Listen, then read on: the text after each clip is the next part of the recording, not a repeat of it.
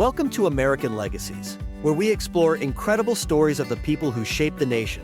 From founders like Benjamin Franklin to creators like Walt Disney, barrier breakers like Rosa Parks to stars like Frank Sinatra. Whether they led revolutions, inspired generations, or changed the course of history, their stories are woven into the fabric of America. Join us as we uncover the triumphs, struggles, and legacies of the heroes of our country. Let's get started.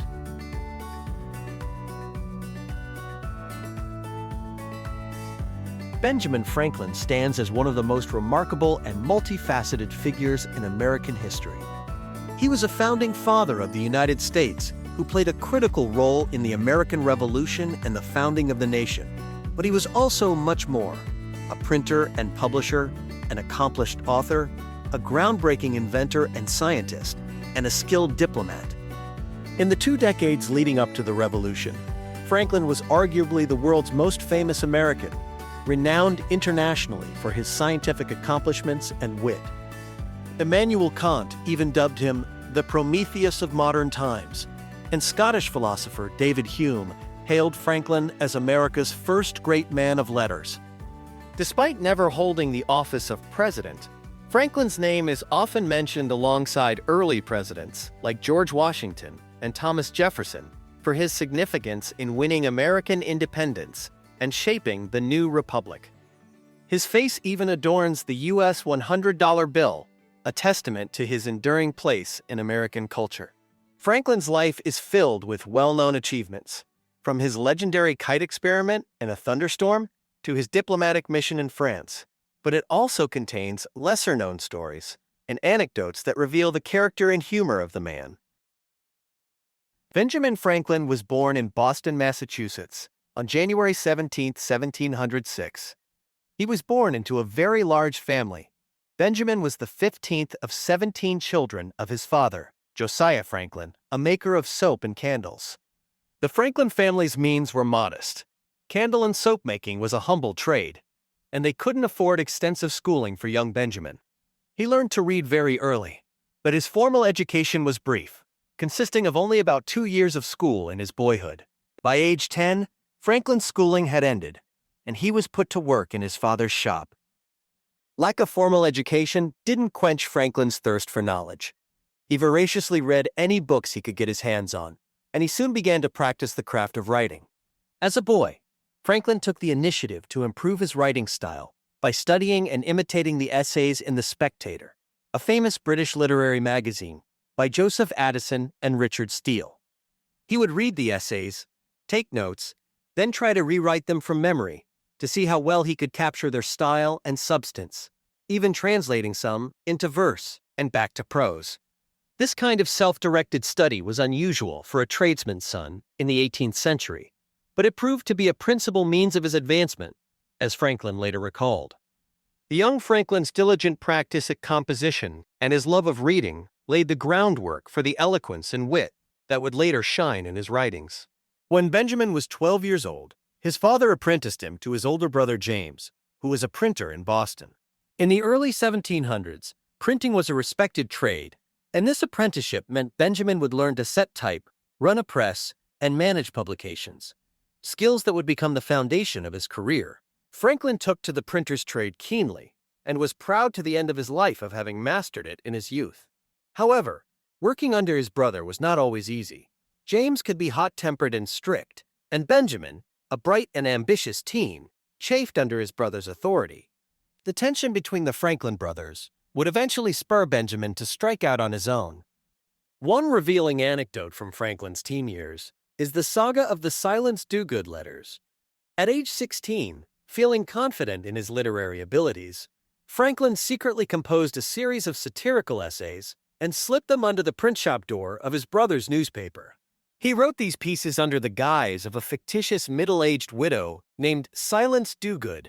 In the letters, Mrs. Dogood offered witty observations on colonial life, lampooning things like Harvard College students and funeral eulogies. James and his print colleagues had no idea the author was young Benjamin. They reportedly became convinced that only a learned and ingenious wit could have written them. Benjamin took exquisite pleasure in watching the town speculate about the identity of Silence Dogood. while he remained anonymous. The ruse was eventually discovered, and while it testified to Franklin's precocious talent, it did nothing to improve the strained relationship with his brother. By 1723, matters with James worsened. James Franklin had landed in trouble with the local authorities for printing offensive commentary and was briefly jailed. Upon release, he was forbidden from publishing the newspaper under his own name. To circumvent this, James made 17-year-old Benjamin the paper's nominal publisher.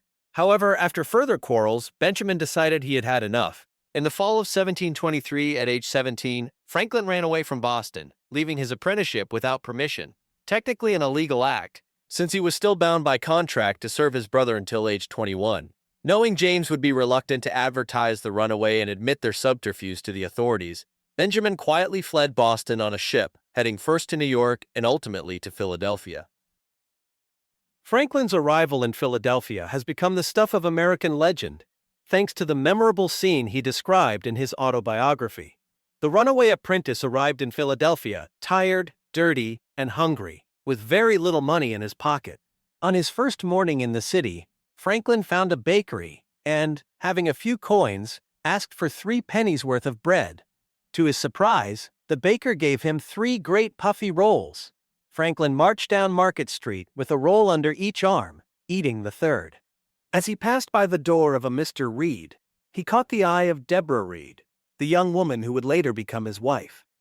Deborah thought Franklin a comical figure, a bedraggled youth, making a most awkward, ridiculous appearance, as Franklin later admitted. In Philadelphia, the 17-year-old Benjamin quickly found employment in the printing trade, the skill he knew best. He made important friends and contacts in the Quaker City, impressing locals with his work ethic and intellect. After only a few months, the colonial governor of Pennsylvania, Sir William Keith, took notice of the enterprising young printer. Keith professed great support for Franklin's ambitions and encouraged him to set up his own printing business. Governor Keith even promised to sponsor Franklin's trip to London to acquire equipment and establish business connections for a print shop of his own. Benjamin, still just 18, enthusiastically took up the offer. He arranged to travel to England, expecting letters of credit and introduction from Governor Keith to finance the venture. However, upon reaching London, Franklin discovered to his shock and embarrassment that Governor Keith's promises were empty. The letters of credit never materialized. Essentially, Keith had flattered the young Franklin and sent him across the ocean without any support. Stranded in London, with little money, Franklin nonetheless made the best of the situation. He found work in a London printing house and spent about 18 months in England, honing his craft and broadening his horizons. These were formative years for Franklin. He was exposed to cosmopolitan ideas and worked hard at his trade. He became a freethinker in religion and philosophy, authoring a pamphlet called A Dissertation on Liberty and Necessity, Pleasure and Pain, in which he argued a deist viewpoint that humans lack free will, a work he later regretted and repudiated, even going so far as to burn remaining copies. An interesting fact from this period is that Franklin considered making a living in an unusual way. He was such an accomplished swimmer that he thought of becoming a swimming instructor. Franklin had loved swimming since boyhood and had already invented a pair of hand paddles, or flippers, to improve his speed in the water, one of his first inventions. Ultimately, a job offer from a Philadelphia merchant prompted Franklin to return home. At age 20, he sailed back to Pennsylvania, determined to make his mark. Back in Philadelphia, Benjamin applied the lessons he had learned in Boston and London to rapidly advance his career. In the late 1720s, his industry and intellect fueled a remarkable rise from journeyman to successful printer and civic leader. By 1727, at only 21, Franklin organized a group of like-minded young men into a mutual improvement society where they debated politics, philosophy, and business. This club would sow seeds for many public projects. Benjamin entered a printing partnership and soon started a newspaper. And at age 23, he purchased the Pennsylvania Gazette, which he then turned into one of the most widely read and respected newspapers in the American colonies. His newspaper was known for its lively writing and reliable reporting, and it helped make Benjamin's reputation as a bold and savvy editor. He secured a contract to print Pennsylvania's paper currency, adding to his income. Franklin's business prospered so much that by his mid-20s, he was financially comfortable and increasingly influential. He had also settled his personal life. He entered into a common-law marriage with Deborah Reed, the same woman who had giggled at the sight of him with bread rolls years before. They had meant to marry earlier, but complications during Franklin's long trip to London postponed the union. Eventually, they lived as husband and wife from 1730 until Deborah's death in 1774, raising 2 children together. Franklin also had an illegitimate son, William, whom he raised in his household. At age 24, Franklin was not only a family man, but one of Philadelphia's most enterprising citizens. His printing business thrived, and he had launched an enduring publication that would spread his fame, Poor Richard's Almanac. Benjamin, under the pseudonym Richard Saunders, published Poor Richard's Almanac annually, full of humor, clever aphorisms, weather predictions, and practical wisdom for the everyman. The almanac was a bestseller in the colonies and ran for 25 years. It is the source of many famous Franklin proverbs, such as early to bed and early to rise makes a man healthy, wealthy, and wise, and showcased Franklin's knack for popular writing. As his wealth and business responsibilities grew, Franklin demonstrated a growing commitment to civic improvement and the public good, embodying the Enlightenment ideals of reason and service. Throughout the 1730s and 1740s, he initiated or helped establish a string of institutions that would greatly benefit Philadelphia and serve as models for the future United States. A few highlights. The Library Company of Philadelphia. Benjamin and members of the junto founded the first successful circulating public library in America, pooling their books for collective use. This reflected Franklin's belief that access to knowledge was crucial for self-improvement and civic virtue. The Union Fire Company. Franklin organized one of the first volunteer fire brigades in Philadelphia. At a time when fire could devastate wooden cities, this volunteer fire company, and Franklin's later promotion of fire insurance, dramatically improved public safety. The American Philosophical Society. Franklin helped create this learned society to foster scientific and intellectual exchange in the colonies, corresponding to London's Royal Society. The APS is one of America's oldest scholarly societies, reflecting Franklin's scientific zeal. More on that later. The Academy of Philadelphia. Franklin championed the establishment of an academy for higher education. This academy, which Benjamin initially proposed as a non-sectarian practical curriculum school for boys, evolved into the University of Pennsylvania, an Ivy League institution. The Pennsylvania Hospital. Franklin helped raise funds and obtained a charter for the first public hospital in America to care for the poor and mentally ill. This was a pioneering venture in public health. The Pennsylvania Gazette and Printing Network. Beyond his own newspaper, Franklin franchised printing partnerships throughout the colonies. He mentored young printers, spreading the news network and earning profit shares. He even served as postmaster of Philadelphia and later joint postmaster general for the colonies, vastly improving the mail system's speed and reliability. These endeavors made Franklin one of the richest men in America by the 1740s and also one of its most respected civic leaders. By 1748, at the age of 42, he felt wealthy enough to retire from day-to-day business. He turned over management of his printing firm to a partner, while still reaping profits, and declared that he would devote himself to public service, science, and other interests. This was highly unusual at the time, for someone of relatively common birth to retire early as a gentleman of leisure, and it was only possible because of the fortune and reputation Franklin had built. His friends and the community continued to draw on his leadership, electing him to positions like member of the Pennsylvania Assembly and other provincial offices. But now Franklin had the freedom to pursue his scientific curiosities and broader political roles without the daily grind of running a business. The next phase of his life would solidify his fame far beyond Philadelphia. Benjamin's keen scientific interest had been present since his youth. Once liberated from business, he dove headlong into scientific research and innovation. The 1740s and 50s were the period of Franklin's most famous scientific experiments and inventions, which not only made lasting contributions to knowledge, but also amplified his renown internationally. Electricity was Franklin's most celebrated scientific pursuit. In the 1740s, electricity was a mysterious phenomenon that attracted the curiosity of Enlightenment thinkers. Franklin began investigating it around 1747, using primitive equipment to generate static electricity. He proposed a novel theory that electricity was a single fluid with positive and negative charges, challenging European scientists' ideas, and started to imagine practical uses. His most legendary experiment took place in June 1752, when Benjamin, reportedly with the help of his young son William, flew a silk kite with an attached metal key during a thunderstorm. This risky stunt was intended to prove that lightning is a form of electricity. Sure enough, when the kite was struck by an electrical charge from the storm clouds, Franklin observed sparks jump from the key, demonstrating the connection between lightning and the electric sparks he'd produced in the lab. This dramatic experiment could have been fatal, and indeed others who attempted it were electrocuted. But Franklin's success became the stuff of legend, an iconic image of the bold, inventive American scientist. More importantly, Franklin turned this discovery into a life-saving invention, the lightning rod.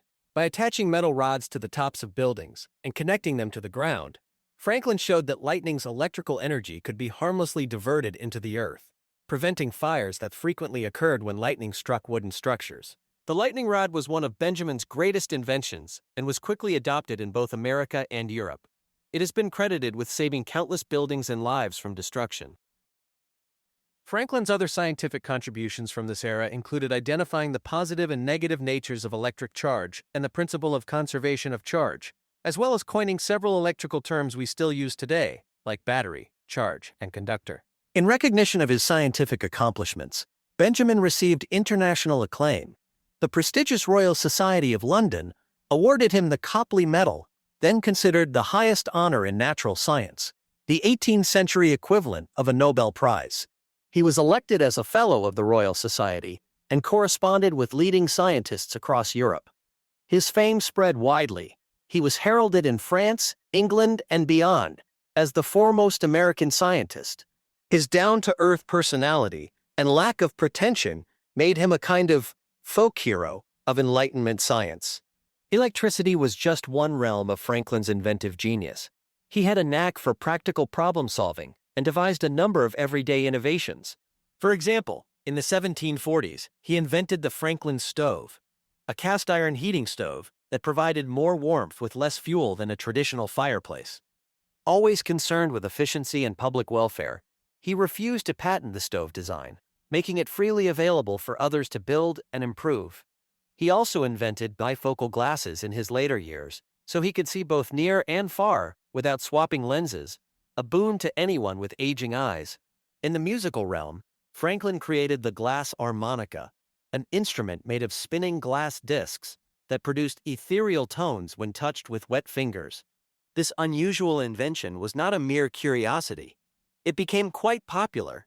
In fact, composers like Mozart and Beethoven wrote music for Franklin's harmonica, and Franklin himself said that, "Of all my inventions, the glass harmonica has given me the greatest personal satisfaction."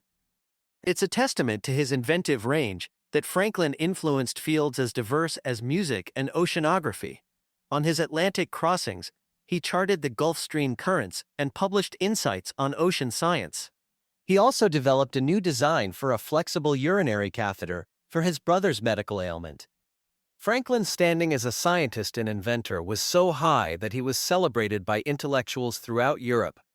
A French admirer, addressing Franklin in a letter, referred to him as one who snatched the lightning from the heavens and the scepter from tyrants, linking his scientific daring and political philosophy in one striking phrase. While Franklin remained humble about his achievements, it is clear he relished his scientific fame. He was internationally acclaimed, and prominent Enlightenment figures knew his name. Franklin became a symbol of the American Enlightenment, proof that the New World was not intellectually barren, but could produce minds equal to the best of Europe. And it is worth noting that Benjamin never saw a separation between practical invention and public service. His science was always tied to improving daily life or understanding the world to help society. For example, his experiments with electricity led directly to the lightning rod, public safety, and his interest in health and medicine led him to help establish the Pennsylvania Hospital. This blend of curiosity and social conscience is a key part of his legacy. It also earned him a reputation as a consummate pragmatist, someone who cared about what worked. By the late 1750s, Benjamin Franklin had built a comfortable life and was widely esteemed in both America and Europe. However, the looming political crisis between Britain and its American colonies would draw Franklin into the sphere of high politics and eventually make him an architect of American independence. Franklin's trajectory in the 1760s and 1770s is fascinating because he evolved from a loyal British colonial official into a fervent patriot and nation-builder. In 1757, Franklin traveled to London as an agent for the Pennsylvania Assembly, tasked with representing colonial interests in Britain. He ended up living in London for the better part of the next 18 years, with only brief returns home. During this period, Franklin initially saw himself as a proud subject of the British Empire. He sought compromise and understanding between the colonies and the crown. In fact, Benjamin was notably conservative at first about the question of American independence. As late as the early 1770s, he did not advocate revolution. He believed the colonies could and should remain loyal to King George III, with their rights respected. He even once wrote that every encroachment on rights is not worth a rebellion, cautioning Americans not to rebel over every minor tax or grievance. He hoped for peaceful compromise and the preservation of the empire. Benjamin's long stay in England had given him a deep understanding of British society, and many friends there. But he grew increasingly disillusioned as Parliament imposed measures like the Stamp Act and later the Townshend Duties and Tea Act. Franklin tried to serve as a mediator. For instance, he warned the British that the Stamp Act was igniting anger in America, and later testified in Parliament to help get it repealed. Yet, he also made missteps. At one point, he privately urged patience on colonists when the Stamp Act was imposed, which hurt his reputation at home. The breaking point for him came with a series of events in the early 1700s, the Boston Tea Party and the British government's harsh response. Initially, Franklin disapproved of the colonists' destruction of tea. He even called the Tea Party an act of violent injustice on our part and insisted the East India Company be repaid for the lost tea. However, when the British cracked down on Massachusetts with punitive laws, his sympathy began shifting decisively to the American side. A famous incident known as the Hutchinson Letters affair further alienated Franklin from the crown. Franklin had forwarded some leaked letters of Massachusetts Governor Thomas Hutchinson, which urged repressive measures, to America. And when the letters became public, British officials in London subjected Franklin to a vicious public reprimand in the Privy Council. He was called infamous names while he stood silently. The experience was humiliating and extinguished his remaining hope that the British government would treat the colonies fairly. He left England in anger, just weeks before the battles of Lexington and Concord ignited the Revolution, and returned to America a changed man. By the time he reached Philadelphia, he had fully cast his lot with the Patriots. Some people in America, recalling his earlier British loyalties, initially suspected he might be a double agent. Those suspicions quickly faded as Franklin proved his commitment to independence. Benjamin's about face is one of the remarkable transformations of the era. At age 69, he went from being a distinguished elder statesman of the British Empire to an ardent rebel against it, and the new nation wasted no time in tapping his wisdom and fame. He was elected as a delegate to the Second Continental Congress, where younger revolutionaries like Thomas Jefferson, John Adams, and George Washington were gathering. Despite his age, Benjamin was an energetic participant in Congress.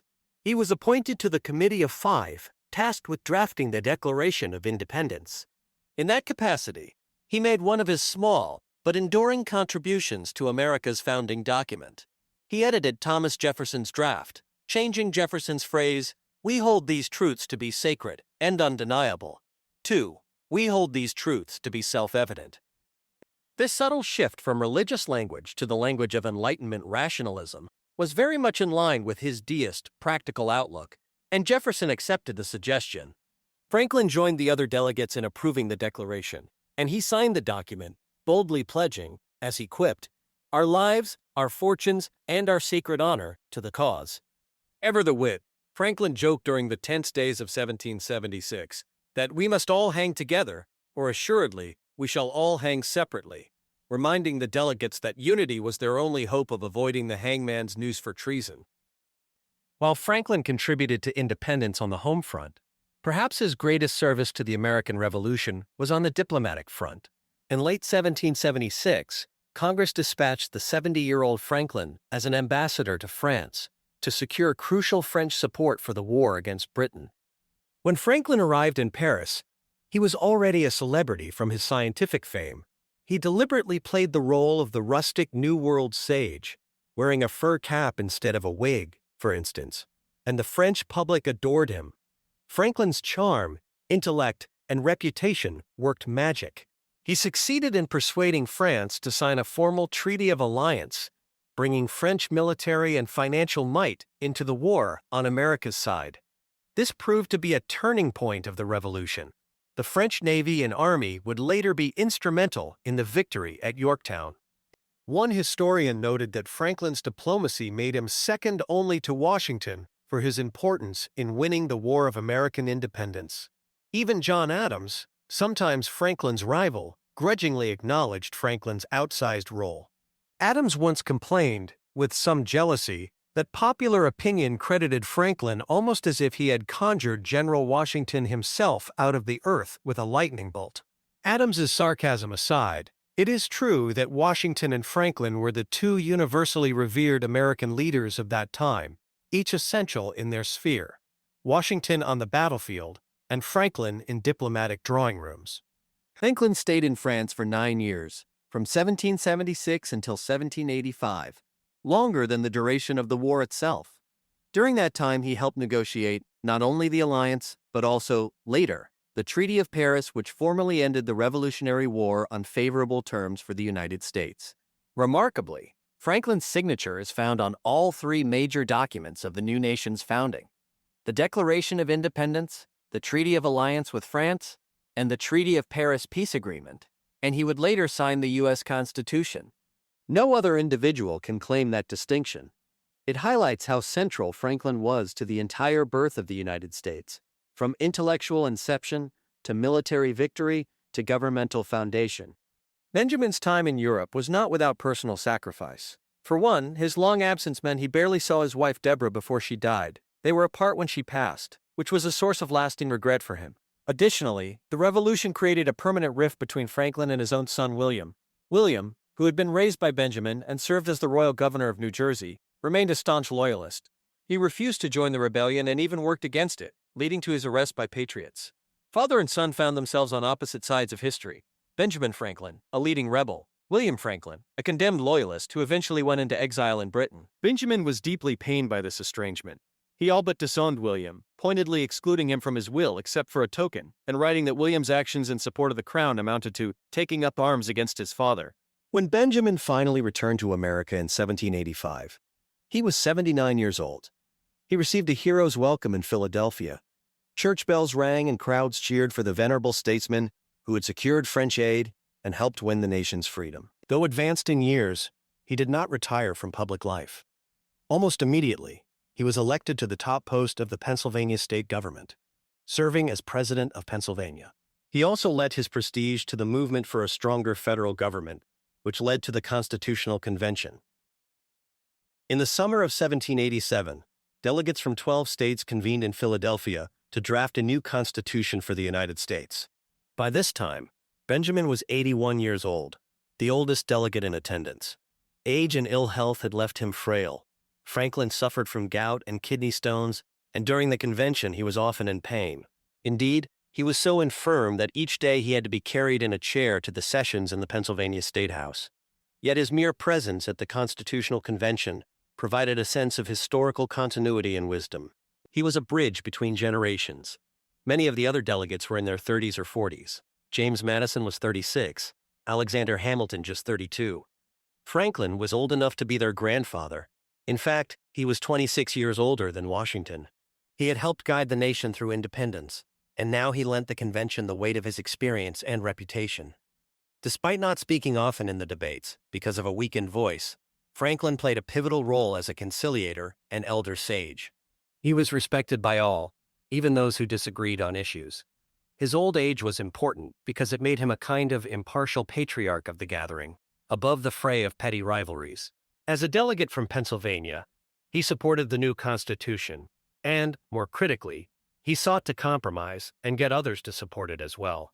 According to one account, whenever tempers flared and the convention verged on deadlock, delegates would turn to the silver-haired Franklin to say something to lighten the mood, or propose a way forward.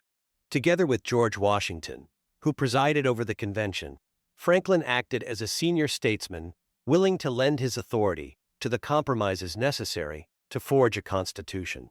In the words of one historian, Franklin and Washington provided a crucial stamp of legitimacy to the proceedings and helped bring the younger, more contentious delegates into agreement.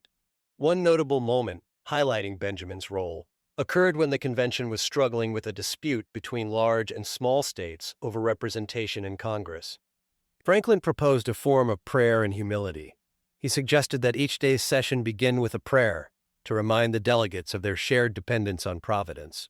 The convention, concerned about appearances, never formally invited a clergyman to pray, but his motion had a calming effect, indicating that ego needed to take a backseat to unity.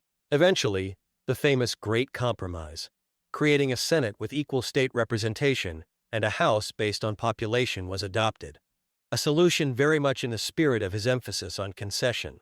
As the convention drew to a close in September 1787, he delivered a final address that became one of the most celebrated speeches of his life.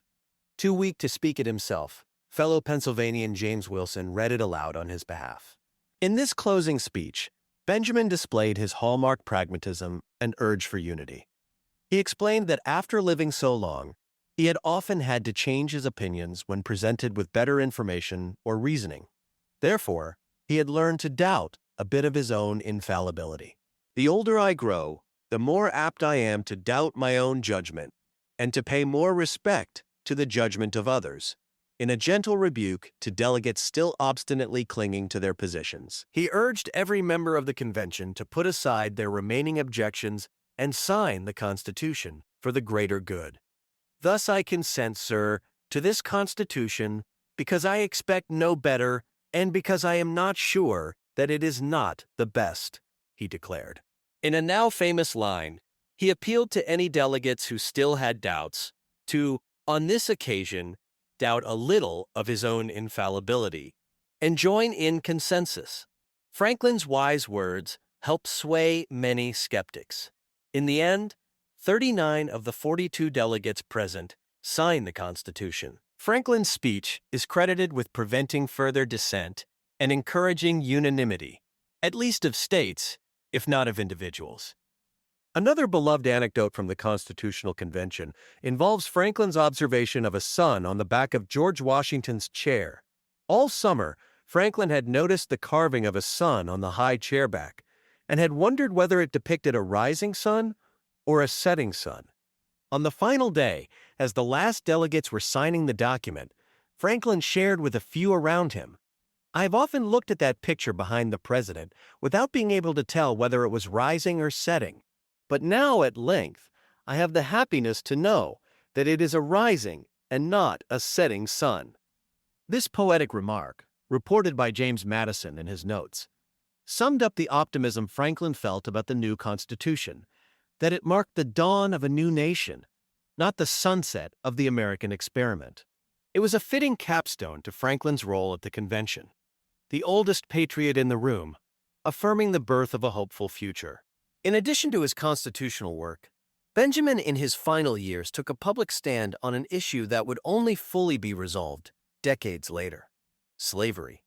Earlier in life, Franklin had owned enslaved people and even advertised slaves for sale in his newspapers, a fact often forgotten as it contrasts with his later image.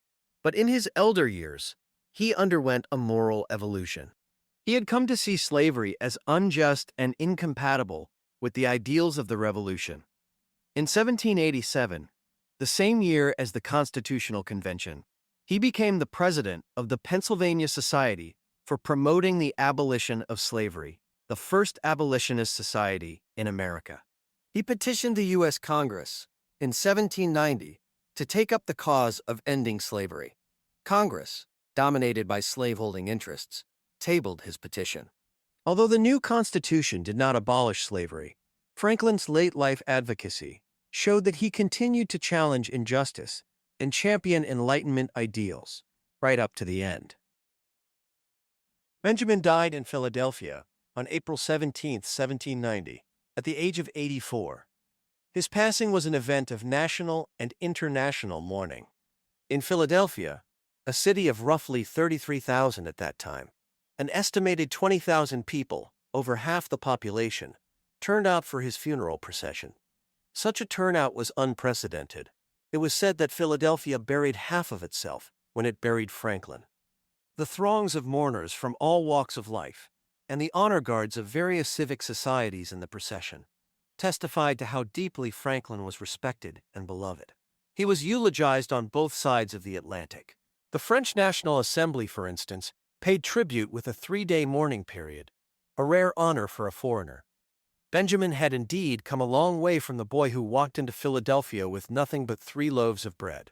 More than 2 centuries later, Benjamin Franklin's legacy remains vividly alive. He is remembered as one of the most important Americans of any era, a man whose achievements spanned literature, science, public service, and statecraft. His face is instantly recognizable, thanks in part to his place on the $100 bill and countless statues, portraits, and even a crater on the moon named in his honor. Franklin is often ranked alongside George Washington, Thomas Jefferson, John Adams, and others in the pantheon of founding fathers, yet he never served as President of the United States. He was 83 when Washington was inaugurated.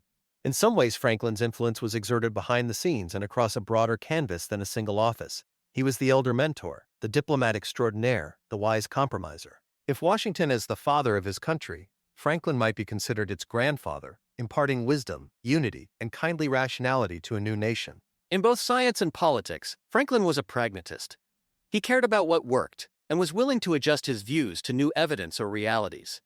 This is a critical lesson, especially in political life. Franklin stood out among the founders for his flexibility and sense of humor, even in serious matters. His ability to acknowledge when he was wrong or when others' ideas might be better was crucial to his diplomatic success and to the compromises that held the Constitutional Convention together. The line from his final speech, urging doubters to doubt a little of their own infallibility, resonates as an appeal for humility in governance. At a time when modern politics can be polarized, Franklin's example reminds us that compromise and mutual respect are not signs of weakness but of wisdom, and are often necessary to achieve a greater good. His writings, including his autobiography and Poor Richard's epigrams, remain in print, offering not just wisdom, but entertainment. Many Americans unknowingly quote Franklin when they use proverbs like fish and visitors stink in 3 days, or nothing can be said to be certain except death and taxes. These bits of homespun humor are part of his legacy in popular culture. They remind us that Benjamin, for all his gravitas as a statesman, was approachable and witty, a man of the people as much as a man of ideas. It is often noted that Franklin's diverse contributions make him relevant to many fields. He is claimed by scientists, journalists, entrepreneurs, writers, statesmen, and even humorists. Few individuals can claim such a broad impact. Because of this, different aspects of Franklin's life speak to different people. To an inventor, Franklin's resourceful creation of devices and solutions is an inspiration. To a diplomat, his success in forging the French alliance under daunting conditions is a masterclass. To a community leader, his example of building institutions for the public good sets a standard. For the average person, Franklin's life story, imperfect, challenging, but ultimately extraordinarily productive and beneficial to others, is a reassuring example that greatness can stem from humble origins, and that one person can make a difference in a big way. Thanks for listening in on our journey into the fascinating life of Benjamin Franklin. Join us next time as we consider another of our country's greatest treasures here on American Legacies. See you then.